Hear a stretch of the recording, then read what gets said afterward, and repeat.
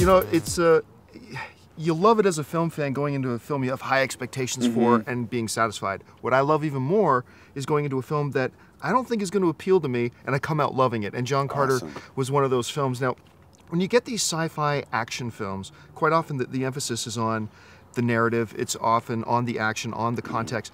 But John Carter is really as much of a character piece as anything else. Tell us about John Carter and what you and Andrew Stanton wanted to bring to him. It feels good to hear that, by the way.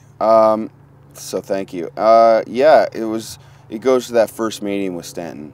And you walk into this huge office space, floor-to-ceiling preparation, and the guy's energy, I don't know if you've had a moment to speak with him, but it's so infectious. I mean, this is his childhood dream. He's really brought to life. And to have that position to play him and kind of breathe life into it is an honor. So it was character first and foremost in that meeting, you know, and I truly wouldn't have done the job if it wasn't. And, you know, and to go to work with him every day, and Willem Dafoe and Mark Strong and Lynn and Sam Morton is a special gig, you know. I got to imagine for an actor, it's so important about the director you're working with. And you're walking in, you're working with an Academy Award-winning director, but one who's never really directed a feature live-action film before. What was working with Andrew like? Amazing. I've never met anyone that's prepped more than he has. I think he's just egoless for what he's achieved, and he's still egoless for what he's continuing to achieve.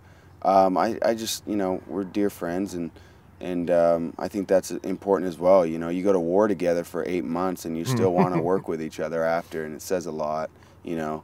And his process is very empowering as well, and I appreciate that so thoroughly, especially given that, you know, the title guy. I remember I was talking to Chris Evans once about Captain America, and I asked him, what's the hardest thing? He said, look, us actors have actually very fragile egos, and knowing I had to do that one shirtless scene, he said it just stressed me out. I would murder for one shirtless scene. I was going to say, you have that times 1,000. You've got to have your physique on camera the 7 whole months. film. Talk about that process for you and how you kept yourself in that kind of shape. Yeah, the nightmares now? No, I mean, it is what it is. I mean, it would be silly for me to complain about it on the first day of set. You know, I wouldn't be like, hey, Sense, can I just throw a shirt on? Just, you know, no? All right. You know, so, you know, it's preparation. It just comes down to a matter of discipline and truly.